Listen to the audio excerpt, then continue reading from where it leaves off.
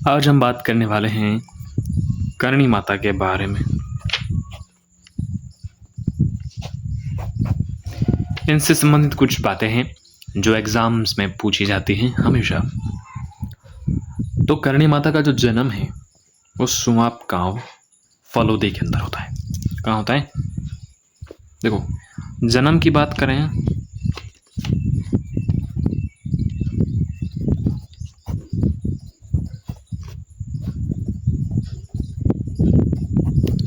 सुआप गांव फलोदी के अंदर का जन्म होता है। पिता का नाम मेहाजी चारण और इनकी माता का नाम देवलबाई। इनके जो बचपन का नाम है ना,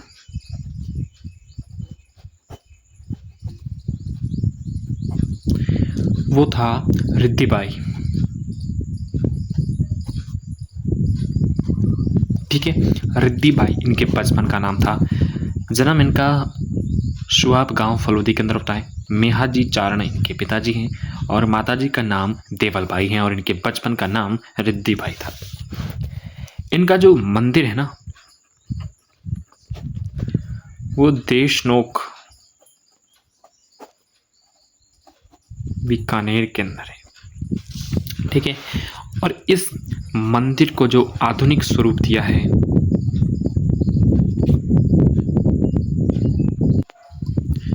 मंदिर को आधुनिक स्वरूप महाराजा गंगा सिंह ने दिया है।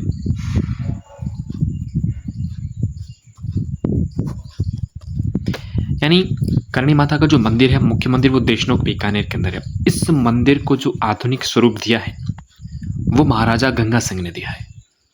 आगे बात करें तो मंदिर में सोने के दरवाजे जो है ना, इस मंदिर में एक सोने का दरवाजा लगा हुआ है। ठीक है, सोने का दरवाजा। ये जो सोने का दरवाजा है वो अलवर के महाराजा बख्तावर सिंह ने लगाया था। किसने? बख्तावर सिंह।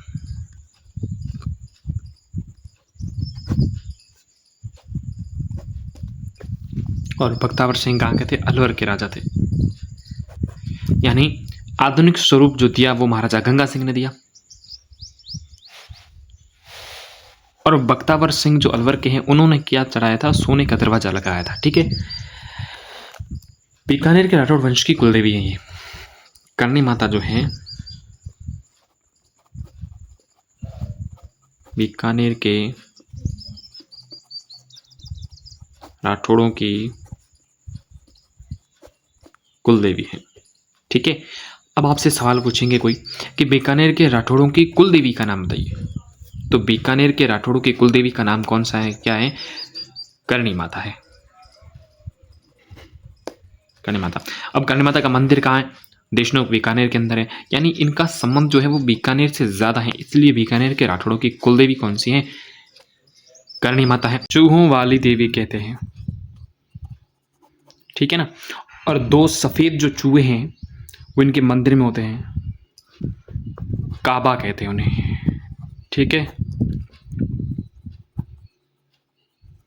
दो सफेद चूहों को, यानी इनके मंदिर के अंदर दो सफेद चूहे हैं और उन्हें क्या कहते हैं? काबा कहते हैं। चारणों की कुलदेवी है, यानी बीकानेर के राठौड़ों की कुलदेवी तो है ही, उसके साथ साथ चारणों की भी कुलदेवी हैं,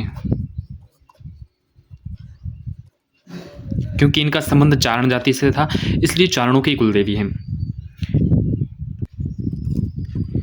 अब पूछेगी आपसे कि सावन भादो क्या है?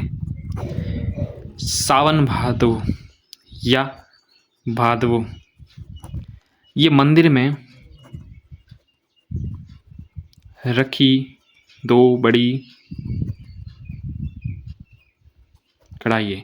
यानी देशनोक में करणी माता का जो मंदिर है उसमें दो बड़ी कढ़ाइयाँ रखी हुई हैं और उनको ही क्या कहते हैं? सावन भादो कढ़ाइयाँ। अब एक और बात, इनके मंदिर को क्या कहते हैं? मठ कहते हैं, है ना। करणी माता के मंदिर को मठ कहते हैं, ये याद रखना है। मेला इनका चैत्र और अश्विन नवरात्र को लगता है।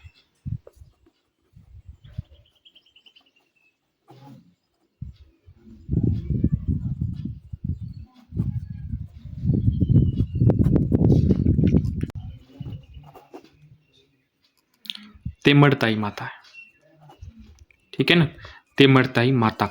करणी माता की भी इष्ट देवी हैं कौन सी? तेमड़ताई माता, है ना। और करणी माता की जो स्तुतियां हैं चारण चर्चाएं कहलाती है, चारण चर्चाएं। हाँ, करणी माता की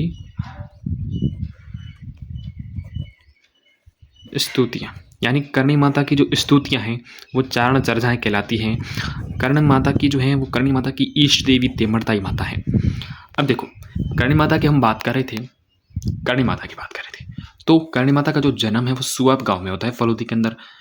पिता मेहाजी चारण और माता देवलबाई, बचपन का नाम रिद्धिबाई होता है। करणी माता का जो मुख्य मंदिर है वो देशनोक बीकानेर के अंदर है, और इस मंदिर को जो क्या कहते हैं, इनके मंदिरों को मठ कहते हैं। देशनोक में जो मंदिर है उसको आधुनिक स्वरूप दिया है महाराजा गंगा सिंह ने, और इस मंदिर में सोने का दरवाजा किसने लगवाया था? बख्तावर सिंह ने, जो अलवर के राजा थे। बीकानेर के राठौड़ों की कुलदेवी है करणी माता, और चारणों की कुलदेवी भी करणी माता है। चूहों वाली देवी कहते हैं क्योंकि इनके मंदिर में चूहे बहुत ज़्यादा हैं, और 2 चूहे सफ़ेद हैं जिनको काबा कहते हैं। सावन भादो कड़ाइयाँ हैं, मेला चित्र अश्विन नवरात्र को लगता है। इनकी इष्ट देवी तिमड़ताई माता है, और चारण चर्चा यानी करणी माता की स्तुतियाँ हैं, ठीक है।